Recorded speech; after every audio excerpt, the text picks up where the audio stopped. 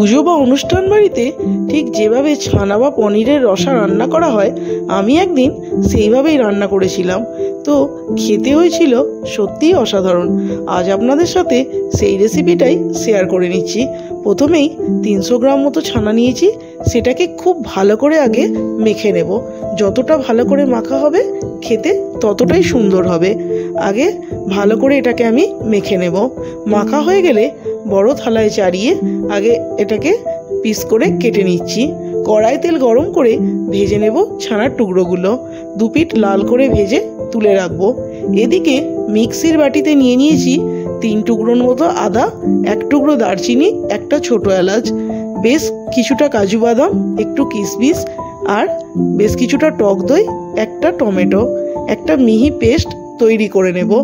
এদিকে ছানাগুলো ভাজা হয়ে গেলে ওই তেলের মধ্যে দিয়ে দিয়েছি একটু গোটা জিরে আর একটা শুকনো লঙ্কা ফোড়ন। ফোড়নটা হয়ে গেলে ওর মধ্যে দিয়ে দেব বেটে রাখা মশলাটা।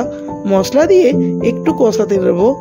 এবার ওই মিক্সির বাটিতে আবারও দিয়ে দিয়েছি ঘন করে জাল দেওয়া দুধ, দুধের সর আর একটু খোয়া ক্ষীর। এটাকেও একটা মিহি পেস্ট তৈরি করে নিচ্ছি। এবার মশলাটা কষাতে কষাতেই আমি ওর মধ্যে দিয়ে দেব পরিমাণ মতো নুন, একটু হলুদ গুঁড়ো, কাশ্মীরি লঙ্কার গুঁড়ো, 2 চামচ চিনি। আবারও কিছুক্ষণ কষিয়ে নিয়ে দিয়ে দেব ওই দুধ আর খোয়া ক্ষীরের মিশ্রণটা। সব কিছু ভালো করে কষিয়ে নিয়ে দিয়ে দেব মিক্সির বাটিটা ধুয়ে একটু জল, আর দিয়ে দিয়েছি একটু খোয়া ক্ষীর গ্রেট করে। হাতে করে একটু খোয়া ক্ষীরকে গুঁড়িয়ে দিয়ে দিয়েছি। বেশ কিছুটা জল দিয়ে আগে ঝোলটা ফুটিয়ে নেব। যখন ঝোলটা ফুটে যাবে ওর মধ্যে দিয়ে দেব ভেজে রাখা ছানার টুকরোগুলো, আর 2-3 মিনিট মতো ফুটিয়ে নামিয়ে নেব। ওপর থেকে কিছুটা খোয়া ক্ষীর ছড়িয়ে পরিবেশন করব। তৈরি হয়ে গেল ছানার রসা।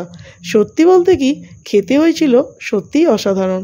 তো রেসিপিটা কেমন লাগলো অবশ্যই কমেন্টসে জানাবেন। ভালো লাগলে প্লিজ একটা লাইক করে দেবেন, আর আপনারাও একবার এইভাবে বাড়িতে বানিয়ে দেখতে পারেন। খেতে হয় সত্যিই